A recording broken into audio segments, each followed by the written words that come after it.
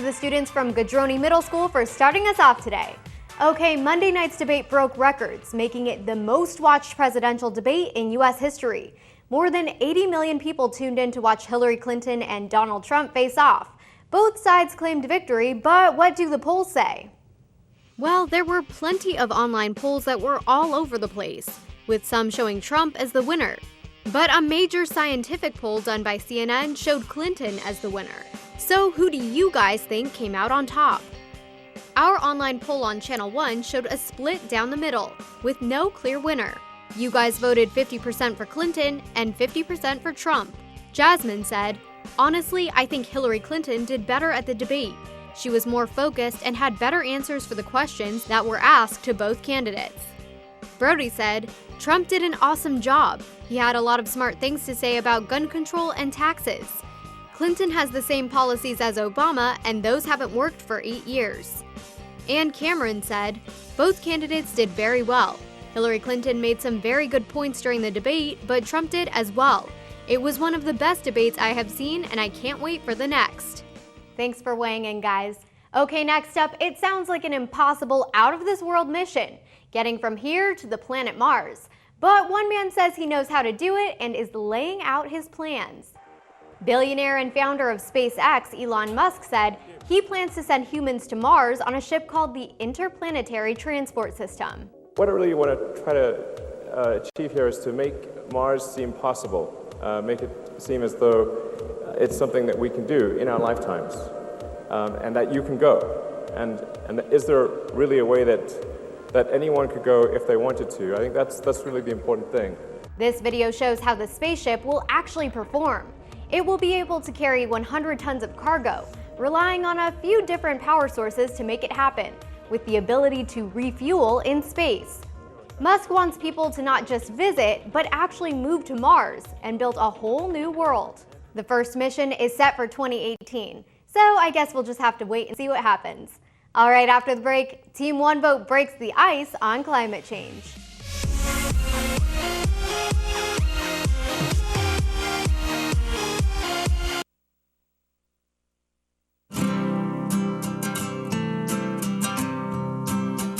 Every day across America, excess food is gathered by a network of good people at local food banks, giving hope to millions of children who struggle with hunger.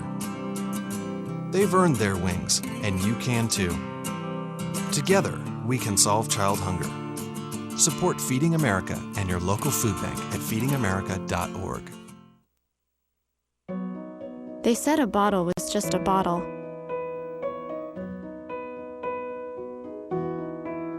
That no one would ever notice me.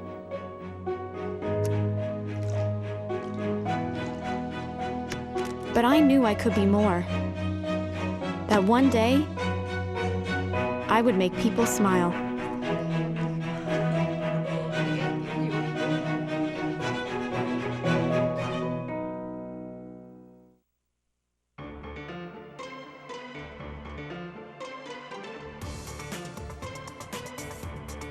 When it comes to the topic of climate change, the candidates stand at opposite ends of the spectrum. But where do you guys stand? Is climate change an important issue to you? Here's Team One Vote. Climate change is definitely a big issue. It's very prevalent in society today.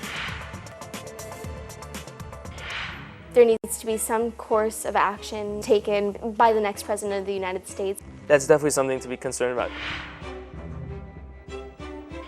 Especially since I'm going to be living in the city of Los Angeles. That's a very polluted city, and there's a lot of issues with regards to that. But at this election, that's not the frontline concern for me. Climate change is absolutely an issue I'm concerned about. I've been to China 4 times, and I think if you've traveled outside of America to an industrializing country, there is no question as to whether it's caused by human activity. It is scientifically supported that humans are affecting climate change. At least 97% of climate scientists agree. Human activity is warming our planet and causing climate to change at a faster rate. The Earth's climate has always been changing.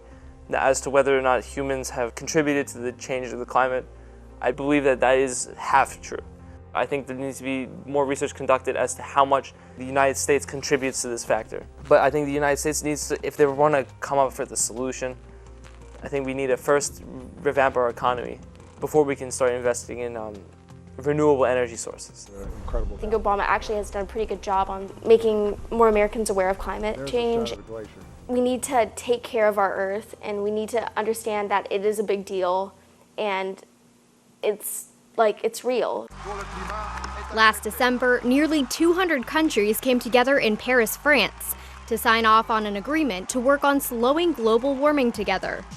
It was the first ever universal, legally binding global climate deal. It's a very critical, urgent issue right now. I think almost all scientists agree that climate change is, at this point, still stoppable. But that won't be true forever. For now, we have the ability to change what we've been doing. So investing in clean energy, putting the money into those jobs so that it could be an economic as well as an environmental benefit. It's not just going to be America, it has to be everyone working together, because it's the whole world we're talking about. Yeah, it's a big deal. I think renewable energy sources will be beneficial in the long run, but right now, investing so much money into drastically changing our energy supply is not beneficial for our economy in the short term. In the long run, it's understandable that as our economy improves, development and production and implementation of renewable energy sources would be ideal. I think it's the US's problem, I think it's China's problem. It's the whole world's problem. Climate change should be recognized by every single country, in my opinion. Let's see where the candidates stand on climate change. I believe in climate change. It's real. It's happening. I'm not denying it. Why would I deny it? If elected, Hillary promises to generate enough renewable energy to power every home in the U.S., with 500 million solar panels installed by the end of her first term, cut energy waste by 1/3 and make American manufacturing cleaner, and reduce American oil consumption by 1/3 through cleaner fuels and more efficient transportation. So Obama's talking about all of this with the global warming and that. A lot of it's a hoax. It's a hoax. I mean, it's a money-making industry, okay? Donald Trump does not have a formal climate change plan yet, but said he will work to create clean air and water and cancel the Paris Climate Agreement. Most Republicans are in denial of climate change. I believe that's very politically motivated rather than scientifically motivated, and that's for a good reason, because it further backed their position. I don't necessarily agree with that, but that's just the way the party works. I support Clinton's stance on climate change, mainly because she recognizes that it's a problem. Donald Trump is ignoring the plain and simple fact that our world is changing and that our Earth is not the same as it was 10 or 20 years ago. Great points. Love hearing from Team One Vote. And you can check out our Team One Vote blog page. Kai has a post on climate change up right now, so check it out on channel1.com. Okay, after the break, boys versus girls is causing controversy.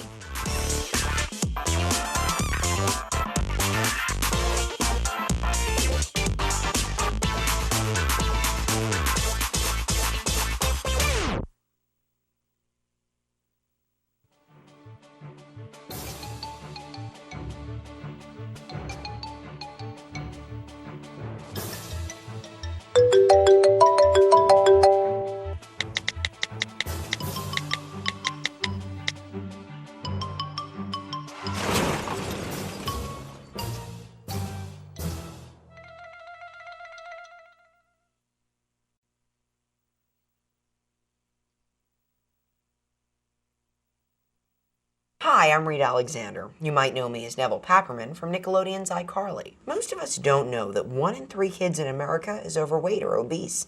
That's a lot of us. I've teamed up with an awesome organization, the Alliance for a Healthier Generation, and millions of kids across the country are joining us in making health a priority in their own lives and motivating schools and families to make those healthy changes too. Find out how you can be a part of the solution today by visiting healthiergeneration.org.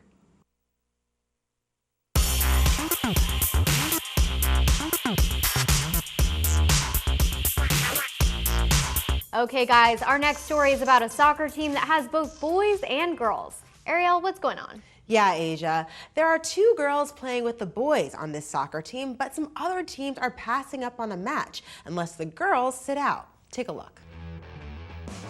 This high school soccer team in Arizona works hard on the field.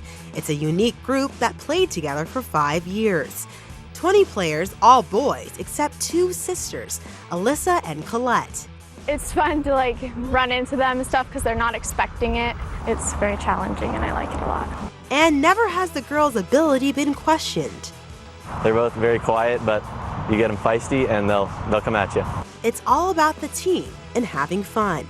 I'm not very loud in school, so in soccer I get to be a little more aggressive than I normally am. But others don't see it that way. In just 1 week, 2 Christian schools refuse to take the field unless the girls sit out. I was disbelief, really. I think last I checked, we live in 2016. In the first game, the girls sat out. We didn't want it to affect the boys on our teams, so we thought they should just play. But the second game is a different story. The team took a vote. If the girls don't play, they don't. I don't feel like we should have to give up part of our team to play some soccer. The team says they respect their competitors' choice. The schools opted out because of religious issues. One competitor, Faith Christian School, said this: "We want to teach our men that honor of ladies is not just in sports. We struggle how to teach that if we're allowing them to play against young ladies in a competitive game." Instead of showing anger, this team looks to the future, to their next game. They're really supportive of us, and I think it brought our team together more than we were before. Ariel Hickson, Channel 1 News. Wow, really interesting. Thanks, Ariel. So what do you guys think? Should boys and girls play against each other in sports? Sound off on channel1.com. Okay, guys, that's all for now. Have a great day, and we'll see you right back here tomorrow.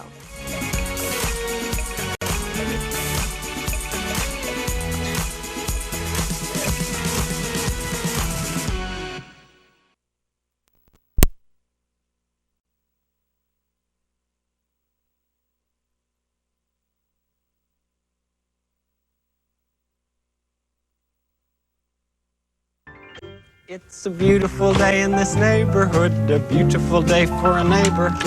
Would you be mine? Could you be mine? It's a neighborly day in this beauty wood, a neighborly day for a beauty. Would you be mine? Could you be mine? Good morning, Shafer Sharks. I'm Nayana, along with Faith, Shannon, and Emma. And it's Wednesday, September 28th, Day B, National Good Neighbor Day. This is a day to celebrate the importance of being a good neighbor, whether it's your next door neighbor at home or your neighbor sitting next to you in class. Try to lend a helping hand. And now, would you please rise for the Pledge of Allegiance? I pledge allegiance to the flag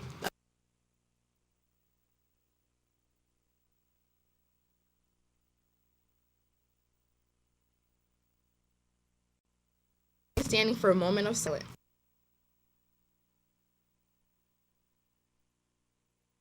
Thank you. You may now be seated. Please listen to our morning announcements. Today's weather, shattered showers today with a high of 77 degrees. For lunch, Philly cheesesteak on a whole wheat roll, onion rings, and fresh cucumbers with dip. For dessert, fresh grapes, along with your original healthy milk. Happy birthday to Nadim Mashapuke and Jeffrey Colasso, who celebrates their birthday today. Let's hear that birthday song. Happy birthday to you. Happy birthday to you. Blow your candles out and make your wishes come true. Happy birthday to you. Happy birthday to you. The library is closed today. I repeat, the library is closed today. Today's Shark announcements in Shafer Sports. In soccer news, your Sharks lost a tough scrimmage yesterday, 3-2. Against Maple Point, your Sharks dominated most of the play and had many opportunities to win throughout the contest. Scoring for your Sharks was Aaron Sanders and Brian Gibson. Dylan Young had some great saves in net and gave your Sharks a chance to win the contest. Great defense by Kyle Maloney, David Larby, and Brian Farrell, and Logan Young. Your Sharks' first regular season game is tomorrow against Boom. Reminder to all students staying after school to support our athletics. You must take the 4:20 bus home. You are not permitted to take the 5:15 bus home. If you are on the lunch program and have not filled out an application for this year, please see the nurse for an application or have your parents go online and fill one out at bensalemsd.org. A new form must be filled out each year. And now here's Shannon. Any student interested in trying out for cheerleading. The tryout practice will continue today until 5:10 and on Thursday, the 29th, until 4:20. Please change into appropriate clothing and report to the gym no later than 3:15. You must have a physical to try out. Any questions? Please see Ms. Noonan in guidance. Looking for some extra help? Don't forget to come to Homework Club on Tuesday afternoons. The month of September is Children's Cancer Awareness Month. Please help SGI support Alex's lemonade stand by making a donation at lunchtime on Friday. This will be your last time to enjoy a cup of delicious lemonade for any donation, while helping to support a great cause. Once again, it's time to dive into our Shark Tank, and due to yesterday's technical difficulties, we will reshare a splash about Miss Conlon. Did you know Miss Conlon has spent 20 years volunteering on the wolf reintroduction into Yellowstone Park, along with working in an endangered shorebird program in New Jersey. She is shown here working in the park and tracking wolf activity. She actively runs the Shafer Garden program here at school to help both the community and students with healthy eating options. Ms. Conlon graduated from both Ursinus College and Prescott University, in addition to having 2 certifications in green building / sustainability. She loves to hike and bike and spend time with her family and friends. Ms. Conlon can be found teaching 7th and 8th grade computer literacy in room 111. And that concludes the show for today. Make this day an awesome one. Keep it classy, stay beautiful. It's a beautiful day in this neighborhood, a beautiful day for a neighbor. Would you be mine? Could you be mine? It's a neighborly day in this beauty wood, a neighborly day for a beauty. Would you be mine? Could you be mine? I have always wanted to have a neighbor just like you. I've always wanted to live in a neighborhood with you, so let's make the most of this beautiful day. Since we're together, we might as well say, would you be mine? Could you be mine? Won't you be my neighbor?